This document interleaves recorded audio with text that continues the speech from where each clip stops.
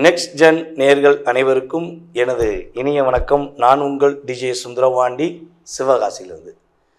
நேர்களே, தற்போது நம்ம பார்க்க போகிற தலைப்பு என்னன்னு பார்த்தீங்கன்னா, 2025ஆம் ஆண்டு புரட்டாசி மாதத்தில் உங்களுடைய வாழ்க்கையில் இந்த புரட்டாசி மாதம் என்னென்ன மாற்றங்களை கொடுக்க போகுது. சூரிய பகவான் மற்றும் புதன் பகவான், அதேபோல் சுக்கிர பகவான், செவ்வாய் பகவான், ராகு பகவான், சனி பகவான், புதன் பகவான் மற்ற கிரகங்கள் உங்கள் லைஃப்பில் என்னென்ன ஒரு எதிர்பார்ப்புகளை நிறைவேற்ற போகிறாங்க அப்படிங்கிற பற்றி பார்க்க போகிறோம். எப்பவுமே பார்த்திங்கன்னா, சூரிய பகவான் எந்த ராசிக்குள்ளே நுழைகிறாரோ அந்த ராசிக்குள்ளே அவர் உள்ளே நுழைஞ்சிட்டாலே ஒவ்வொரு தமிழ் மாதமும் பிறக்கும் என்பது ஐதீகம். அப்போ சூரிய பகவான் இந்த மாதத்தில் எந்த ராசிக்குள்ளே நுழைகிறாருன்னா, கரெக்டாக கன்னி ராசிக்குள்ளே சூரிய பகவான் நுழைகிறார். கன்னி ராசிக்குள்ளே சூரியனுடன் யார் இணைந்து செயல்பட போகிறார்னு பார்த்தீங்கன்னா, புதன் பகவான் இணைந்து செயல்பட போகிறார். அதுக்கடுத்து புதன் பகவான் பார்த்திங்கன்னா கிட்டத்தட்ட இந்த புரட்டாசி மாதம் 16ஆம் தேதி வரையும் கன்னி ராசியில் இருப்பார். 16ஆம் தேதிக்கு அப்புறம் என்ன பண்ணுறாரு, 16ஆம் தேதியில் துலாம் ராசிக்குள்ளே நுழைகிறார். துலாம் ராசிக்குள்ளே யார் இருக்கா பார்த்தீங்கன்னா, நம்ம அங்காரகன் என்று சொல்லக்கூடிய நம்மளுடைய காலபுருஷன் ராசிக்கு முதல் ராசியாக வரக்கூடிய, அதனுடைய அதிபதியாக வரக்கூடிய செவ்வாய் பகவான் அமர்ந்திருக்கிறார். துலாம் ராசியில் செவ்வாய் அமர்ந்திருக்கிறார். ராகு பகவான் பார்த்திங்கன்னா கும்ப ராசியில் அமர்ந்திருக்கிறார். சனி பகவானும் மீன ராசிக்குள்ளே வக்ர நிலையில், உத்திரட்டாதி நட்சத்திரத்தில் வக்ர நிலையில் அமர்ந்திருக்கிறார். குரு பகவான் மிதுன ராசிக்குள்ளே அமர்ந்திருக்கிறார். அதே போல் பார்த்திங்கன்னா இந்த மாதம் துவக்கத்தில் சுக்கிர பகவான் பார்த்திங்கன்னா சிம்ம ராசிக்குள்ளே இருப்பார்.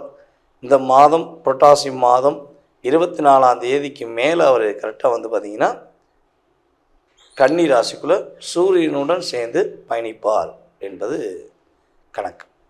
அப்போ கேது பகவான் எங்கே இருக்காருன்னா, இந்த மாதம் முழுவதுமே கேது பகவான் சிம்ம ராசிக்குள்ளே தான் இருக்கார். அப்போ இந்த கோச்சார கிரகங்கள் இந்த அமைப்பில் இருக்கும்பொழுது என்னென்ன மாற்றங்கள் உண்டு அப்படிங்கிறத நம்ம உறுதியாக தெளிவாக பார்க்கலாம். இந்த மாதத்தில் ஒரு சிறப்பான விஷயங்கள் உண்டுங்க.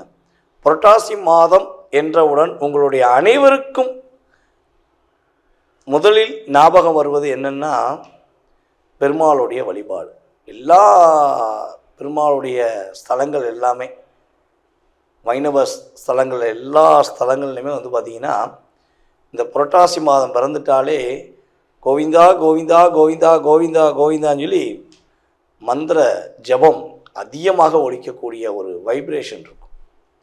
எல்லா நாளுமே பெருமாளுக்கு உகந்த நாள் தான். ஆனால் அந்த புரட்டாசி மாதம் மட்டும் மிகப்பெரிய ஒரு சிறப்பான நாள். யாரெல்லாம் பெருமாள் கோயிலுக்கு எந்த மாதம் போகிறீங்களோ போகலையோ, உறுதியாக சொல்கிறேங்க, புரட்டாசி மாதம் பெருமாள் கோயிலுக்கு போகாமல் இருக்கவே கூடாது.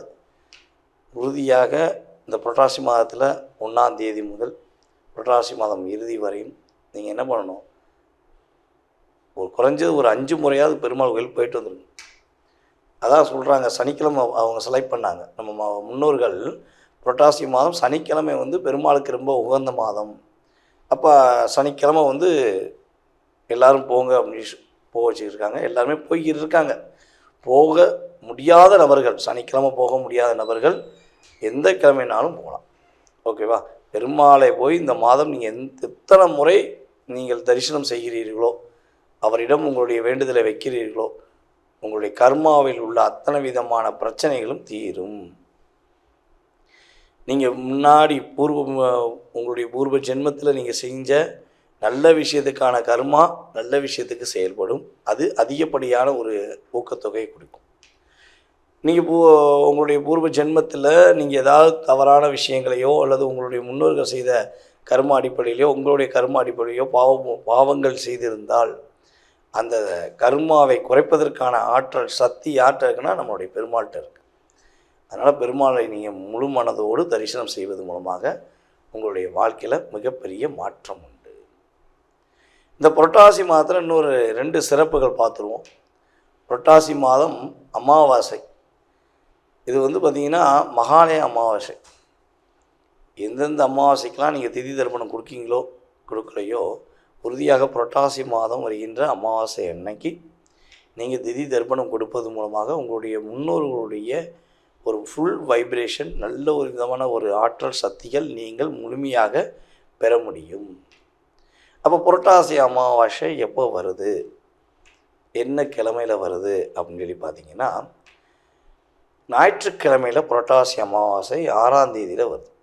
நீங்கள் உறுதியாக முழு அமாவாசை ஞாயிற்றுக்கிழமை 6ஆம் தேதி மறக்காமல் போய் உங்களுடைய முன்னோர்களுக்கு திதி தர்ப்பணம் கொடுங்க.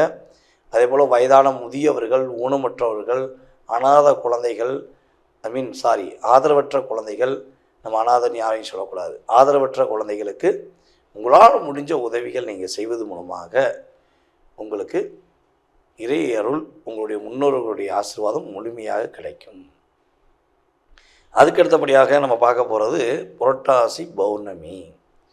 இந்த புரட்டாசி பௌர்ணமி அன்று நீங்கள் மறக்காமல் பெருமாள் கோயிலில் போய் 1 மணி நேரம் நீங்கள் உங்களுடைய நேரத்தை மனதார இறை வழிபாடுக்காக செலவிடுங்க.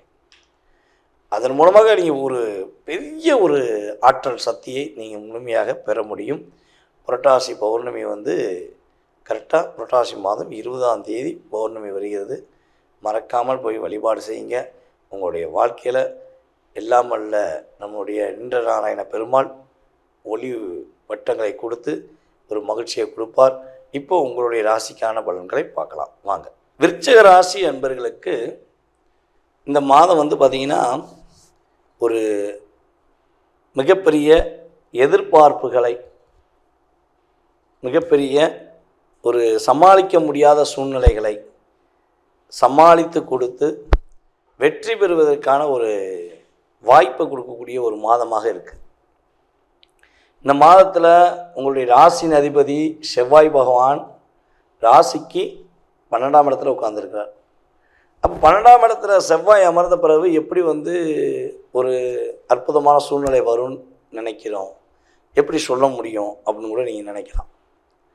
பொதுவாகவே பார்த்திங்கன்னா விருச்சிக ராசிக்கு அதிபதியாக செவ்வாய் பகவான் இருந்தாலும் செவ்வாய் பகவான் உங்களுடைய ராசிக்கு 6ஆம் இடத்து அதிபதி. அப்போ விருச்சிக ராசிக்காரங்க ஏற்கனவே பார்த்திங்கன்னா கடன் சுமை, கடன் பிரச்சனை அப்படின்னு சொல்லி மாட்டாத வரையும் ரொம்ப ரொம்ப புத்தி கூர்மையானவங்க. ஆனால் கடன் சுமையிலையோ தனக்காக கடன் வாங்குவதோ அல்லது மற்றவர்களுக்காக கடன் வாங்கி மாட்டிக்கிட்டு நீங்கள் முடிக்கிற பாடு ரொம்ப ரொம்ப கஷ்டம். விருச்சிக ராசிக்காரங்க யாராச்சும் ஒரு கிட்டத்தட்ட பார்த்திங்கன்னா 100 நபர்கள் இருக்காங்க அப்படின்னா அந்த 100 நபரில் 93% நபர்கள் கடன் சுமையில் மாட்டியிருப்பாங்க. இதுக்கான காரணம் என்னென்னா, இவங்களுடைய அவசரமான ஒரு திட்டம். ஒன்று இவங்களுக்காகவே திட்டமிட்டு அவசரப்பட்டு முடிவெடுத்து செஞ்சதாக இருக்கும். நீங்களே உங்களுக்காக செஞ்ச ஒரு திட்டமாக இருக்கும். அல்லது மற்றவர்களுக்காக நீங்கள் அவசரப்பட்டு போய் ஒரு வாக்கு கொடுத்தோங்கிறக்காண்டி போய் மாட்டிக்கிட்ட திட்டமாக இருக்கும். இதனால தான் கடன் அதிகமாக நம்மளுடைய விருச்சிக ராசி என்பவர்களுக்கு வந்திருக்கும். அப்போ இந்த கடன் சுமையிலிருந்து மீளுவதற்கான ஒரு முயற்சி எடுக்கக்கூடிய ஒரு மாதம்தான் இந்த மாதம். இந்த புரட்டாசி மாதத்தில் நீங்கள் உறுதியாக கடன் சுமையிலிருந்து மீள்வீர்கள். புதிய கடன் வாங்குவதற்கான முயற்சிகளை உங்களுடைய படிப்புக்காகவோ உங்களுடைய வேலைக்காகவோ அல்லது உங்களுடைய வீடு கட்டுவதற்காகவோ முயற்சி எடுத்தீங்கன்னா அதற்கு சாதகமான சூழ்நிலை உண்டு. இந்த மாதம் மட்டும் அதுக்கு சாதகமான சூழ்நிலை உண்டு. நீங்கள் புதிய முயற்சி எடுக்கும்போது அந்த கடனை விரைவில் அடைச்சிருவீங்க. ஆனால் அது எதுக்காக இருக்கணும்? உங்களுடைய எதிர்கால திட்டத்துக்காக, உங்களுடைய எதிர்கால வாழ்க்கையுடைய செயல்பாடுக்காக மட்டும் இருந்தால் உறுதிய தீர்வு உண்டு. அதே போல் விருச்சிக ராசி என்பவர்களுக்கு பார்த்திங்கன்னா பொதுவாகவே விருச்சிக ராசியில் உள்ள அனுச நட்சத்திரக்காரர்களுக்கு கிட்டத்தட்ட இப்போ ஒரு 40 நாட்களாக நிறைய டிப்ரெஷன் இருக்குது, நிறைய பிரச்சனையை எதிர்கொள்ள வேண்டியிருக்கு. யார் யாரெல்லாம் உங்களை ரொம்ப பண்பான, பாசமான, அன்பான, உறவான, நீதான் எங்களுடைய தேவதை, நீதான் என்னுடைய ஒரு என்ன சொல்கிறேன்னா அற்புதமான நபர் என்று சொன்னாங்களோ அத்தனை நபர்களுமே இப்போ என்ன பண்ணுறாங்க, உங்களை எதிர்மறையாக சொல்லி கஷ்டப்படுத்துகிறாங்க.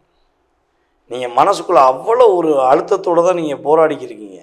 என்னடா அது இந்த நேரத்து போன ஒரு 3 மாதம் முன்னாடி வரையும் நம்ம நல்லவே சொன்ன அந்த உறவு, நட்பு இப்போ நம்மளை கெட்டவன் சொல்லுதே, இது ஏன் சொல்கிறாங்க, இதுக்கு என்ன தான் செய்யலாம்?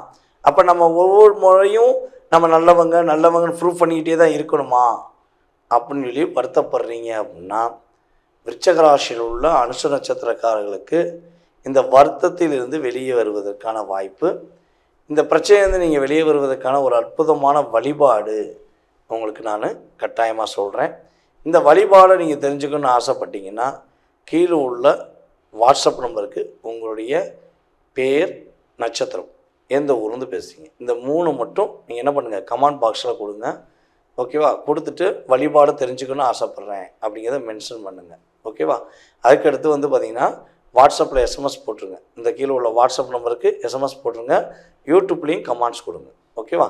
நீங்கள் கமெண்ட்ஸ் கொடுக்கும் பட்சத்தில் உங்களுக்கு இந்த பிரச்சனையிலேருந்து வெளியே வந்து நீங்கள் ஒரு என்ன சொல்லணும்னா, இணை புரியாத ஜோடியாக, மன அழுத்தம் இல்லாத ஒரு நபராக, ஒரு செயல்பாடாக, முன்னேற்றத்துக்குரிய தடைகளை விலக்குவதற்கான ஒரு வழிபாடாக உங்களுக்கு நான் உறுதியாக சொல்ல கடமைப்பட்டிருக்கேன். ஓகேவா? அதனால் மறக்காமல் கொடுங்க. மேலும் நம்மளுடைய விருச்சிக ராசி என்பவர்கள் இந்த புரட்டாசி மாதம் நான் சொல்கிற ஒரு வழிபாடை பொதுவாகவே செய்யுங்க. அதாவது 3வது புதன்கிழமை மறக்காமல் நீங்கள் என்ன பண்ணணும், பெருமாளை போய் பார்த்து, தாயாரையும் பார்த்து மனசார வழிபாடு செஞ்சுட்டு நீங்கள் வந்தீங்க அப்படின்னா வெற்றி உண்டு, மகிழ்ச்சி உண்டு, தடை இல்லாத, கவலை இல்லாத வாழ்க்கையாக இருக்கும் என்பது நிதர்சனமான உண்மை. அன்பு நேயர்களே, தற்போது வரை நீங்கள் பொறுமையாக கிட்டத்தட்ட நான் பேசின ஒரு 10 நிமிடங்களில் நீங்கள் பொறுமையாக கேட்டிருக்கீங்க. அதுவே எனக்கு ரொம்ப ரொம்ப சந்தோஷம். உங்களுக்கு நான் நன்றியை தெரிவிச்சுக்கிறேன். இப்போ வரையும் நீங்கள் பார்த்த அத்தனை விதமான செயல்பாடுகள், கிரகங்கள் கொடுக்கின்ற தன்மைகள், கிரகம் கொடுக்க போகின்ற தன்மைகள், அத்தனை விதமான விஷயங்களும் உங்களுடைய கோச்சார பலன்கள் ரீதியாக கொடுக்கப்பட்ட விஷயங்கள். கிரகங்கள் இப்பொழுது உள்ள கோச்சாரத்தை வைத்து உங்களுக்கு என்னென்ன மாற்றங்களை கொடுப்பாங்க, என்னென்ன விஷயங்கள் கிடைக்க போகுது என்பதை வந்து தெளிவாக சொல்லியிருக்கோம். இதை தாண்டி உங்களுடைய சுய ஜாதகம் சம்பந்தப்பட்ட கேள்விகளை நீங்கள் தெரிஞ்சுக்கணும்னு விருப்பப்பட்டால், உங்களுக்கு ஆர்வம் இருந்தால், அல்லது ஜாதகமே இல்லை என்னுடைய எதிர்காலத்தை தெரிஞ்சுக்கலாமா அப்படின்னு நினைக்கிற அத்தனை விதமான நம்முடைய நேயர்களுக்கு நான் சொல்வது என்னென்னா, இந்த 20% என்னால் தெளிவாக கணக்கிட முடியும் என்று நீங்கள் நம்பினால், நீங்கள் கீழே உள்ள வாட்ஸ்அப் நம்பருக்கு உங்கள் டீட்டெயில்ஸ் எனக்கு அனுப்பிவிடுங்க. உங்களுக்கு அப்பாயின்மெண்ட் டைம் கொடுக்கப்படும். அந்த நேரத்தில் உங்களுடைய சுய ஜாதகம் சம்மந்தப்பட்ட அத்தனை விதமான கேள்விகளுக்கும் மிக துல்லியமாக தெளிவாக பதில் கூற நான் கடமைப்பட்டிருக்கிறேன். வாய்ப்பளித்த நல்ல உள்ளங்களுக்கும், மேலும் எங்களுடைய அன்பு நேயர்கள் அனைவருக்கும் எனது பணிவான வணக்கத்தை கூறி விடைபெறுகிறேன். நன்றி, வணக்கம்.